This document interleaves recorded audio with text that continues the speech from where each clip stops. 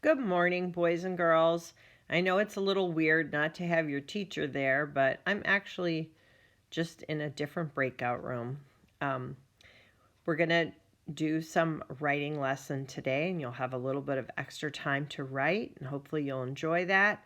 We're going to start with revisiting our friend Grace from the book Boundless Grace. And remember, we listen to books and we think about the characters in books so that we get good examples of how writers bring a character to life. And you've heard this book before earlier this year.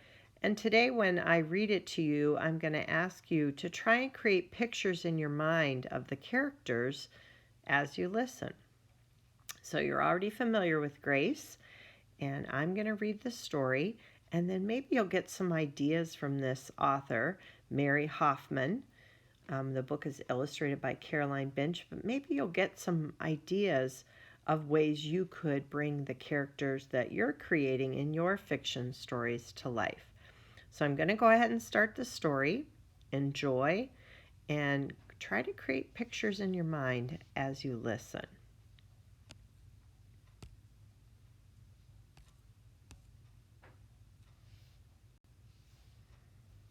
And there's our title page, Boundless Grace. It's the sequel to Amazing Grace. That means it's the book that comes after Amazing Grace. Grace lived with her ma and her nana and a cat called Pawpaw. Next to her family, what Grace liked best was stories. Some she knew and some she made up. She was particularly interested in ones about fathers because she didn't have one. "You do too have a father," her ma said when she caught Grace talking that way. "I must have told you 100 times about how we split up and your papa went back to Africa. He has another family now, but he's still your father, even though he doesn't live with us anymore." Well, that wasn't Grace's idea of a father. She wanted one like Benny's, or like Beauty's, who brought her roses from the beast's garden in spite of the dangers. Not one she hadn't seen since she was very little and only knew from letters and photographs.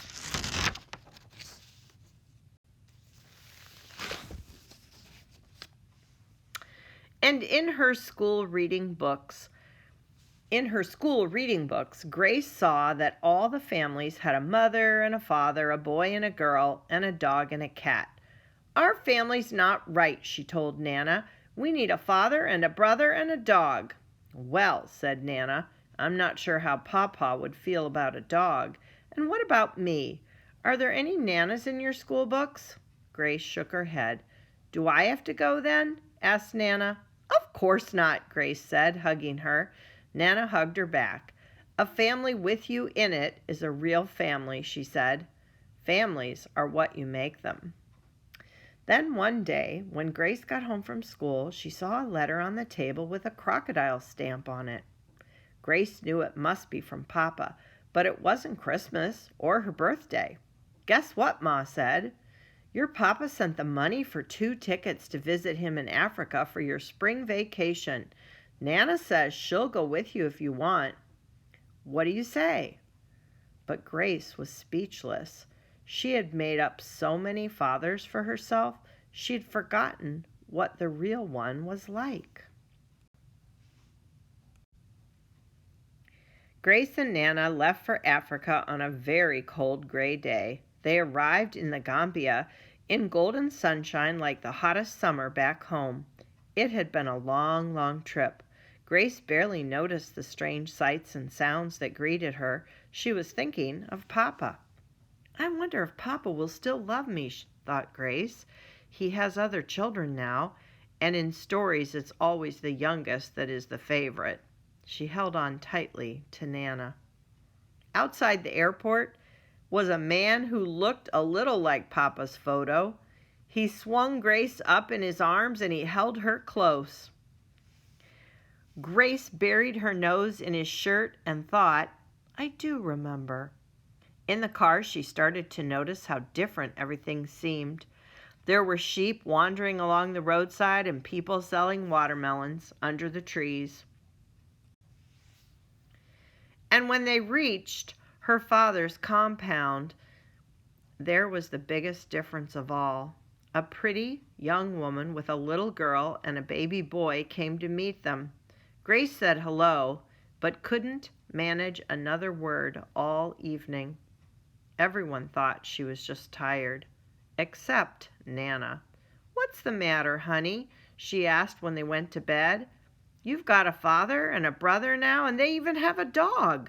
But Grace thought, "They make a storybook family without me. I'm one girl too many. Besides, it's the wrong ma." So what's happened so far in this story? I'm guessing you probably remember from the past, but I think Grace is trying to figure out if she can fit into her other family. So, and I think this author does a great job of giving you some ideas of how to show how somebody's feeling. He didn't really say how Grace was feeling, but she couldn't manage another word all evening. That's kind of important right there. That tells you how she was feeling, and you kind of can make an inference about that. And there's where it is right here. Put that in there. Let's see. She couldn't manage another word all evening. All right, we're going to keep going. The next day, Grace started to get to know Nina and Bakri. The children thought it was wonderful to have a big sister all the way from America, and Grace couldn't help liking them too. But she had to feel cross with someone. Remember, feeling cross is like kind of being angry. Grace knew lots of stories about wicked stepmothers, Cinderella, Snow White, Hansel and Gretel, so she decided to be cross with J2. "I won't clean the house for her," thought Grace. "I won't eat anything she cooks, and I won't let her take me into the forest." J2 made a big dish of savory Benishin for lunch, but Grace wouldn't eat any. "I'm not hungry," she said. "She's probably still getting over the long flight," said J2. When Papa came home from work, he found Grace in the backyard. He sat beside her under the big old jackfruit tree. "This is where my grandma used to tell me stories when I was a little boy," he said. "Nana tells me stories too," said Grace. "Did she ever tell you the one about how your ma and I came to split up?" asked Papa. "I know that one," said Grace, "but I don't want to hear it right now." And she covered up her ears. Papa hugged her. "Would you like the one about the papa who loved his little girl so much he saved up all his money to bring her to visit him?" "Yes, I'd like that one," said Grace. "Okay, but if I tell you that story, will you promise to try to be nice to J2? "You're both very important to me," said Papa. Grace thought about it. "I'll try," she said.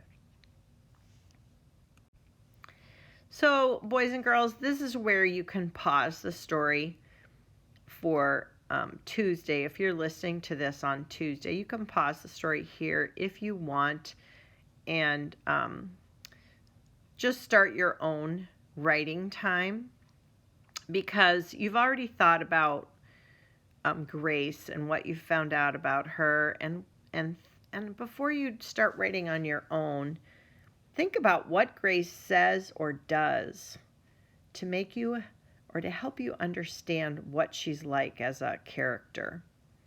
And how do you picture her in your mind? So see how important it is when you're the writer, like Mary Hoffman in this book, to really kind of show what a character is like. So I'm going to try and encourage you to use great descriptions of your characters in your fiction stories, whether they be monsters or people or dinosaurs or whatever, and make sure you show what they do that kind of tells what they're like, and maybe even some speech like I showed you yesterday. Because when you do that, it makes them feel real to the reader. So I want you to try and think of ways to help people who might read the book that you're working on imagine your character by describing what they look like, what they do, and what they say. For writing time today, you can work on a story you started earlier. You can start a new story and try really hard to include physical descriptions, like what your character looks like, what they're doing, what are their actions, and speech, things that they're saying to help your readers that might read your book someday imagine your characters. So have fun writing. Set your writing timer for about 30 minutes, and you're going to get an extended time to write and think today. I'll read the rest of this story on Wednesday.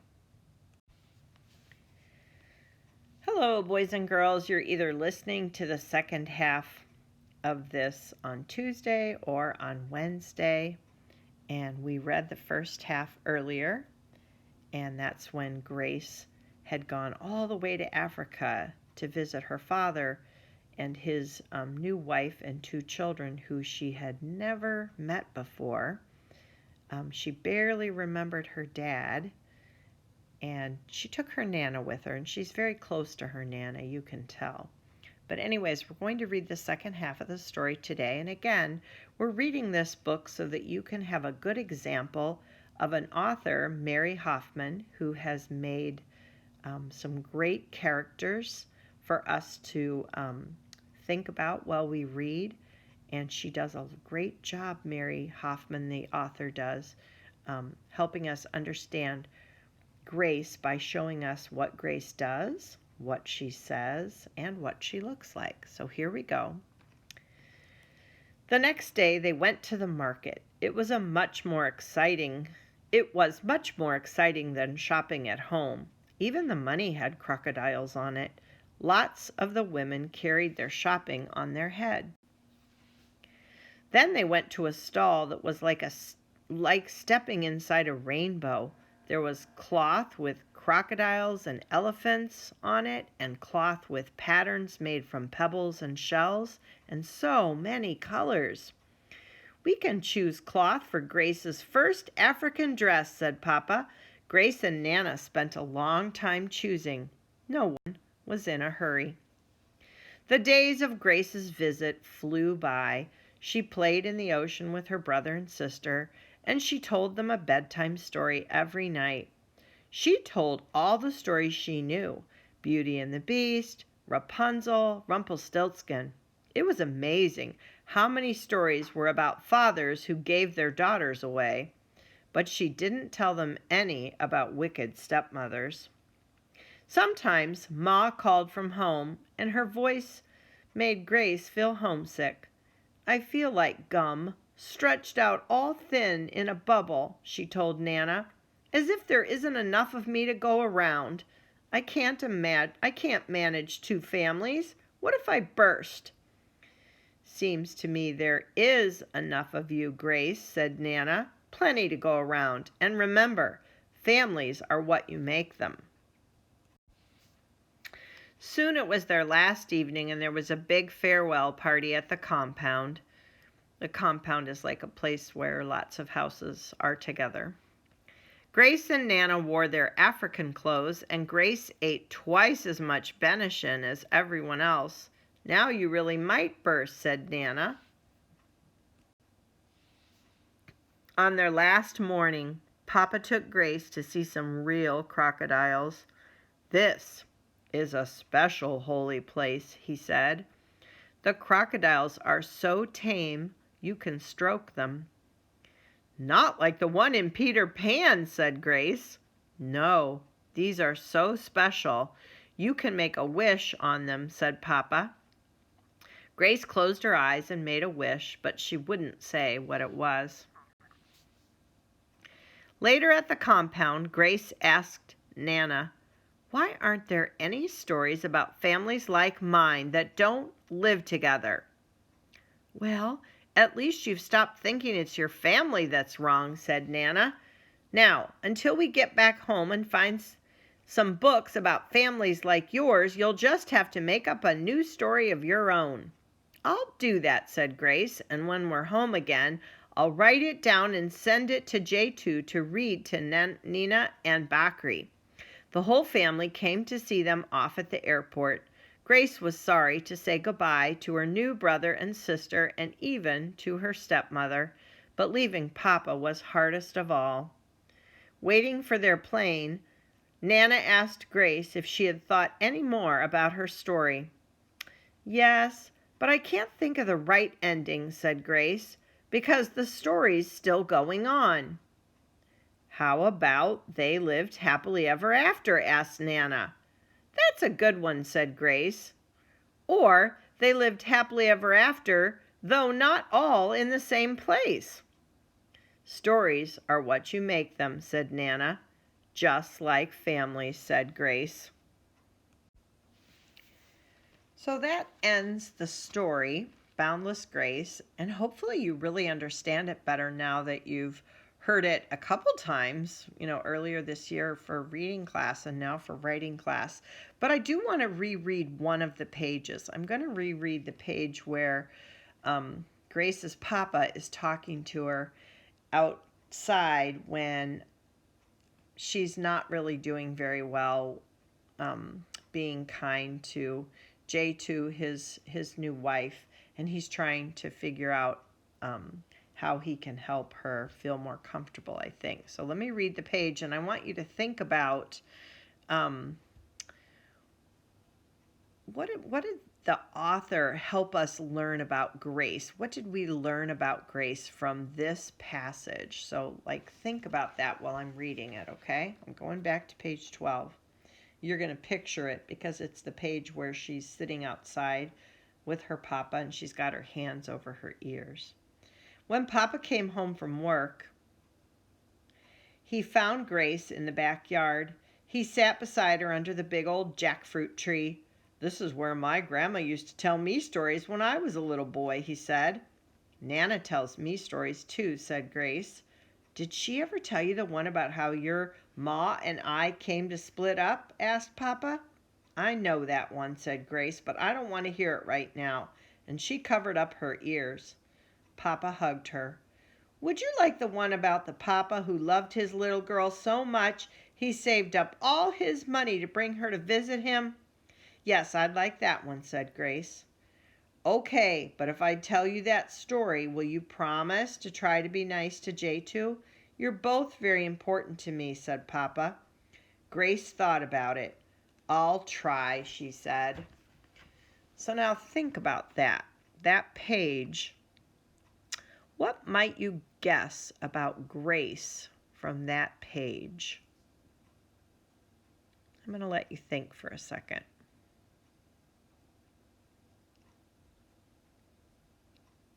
Maybe you might guess that Grace really does love her dad.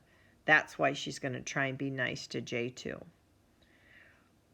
Or maybe you're guessing that maybe she's still a little sad that her mom and dad split up.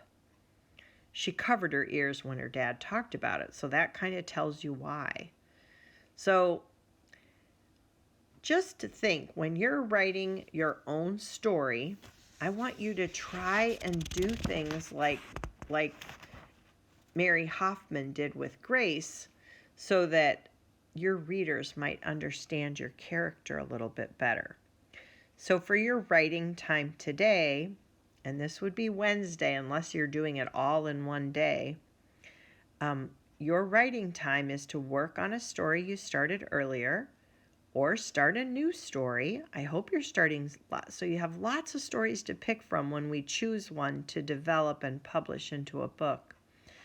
And try to include details about what your characters look like, what they're doing, what they're saying, to help readers know what you are trying to create in their mind for them about the characters. So have fun writing and set your timer for 30 minutes and write today for writing class. And I will see you tomorrow.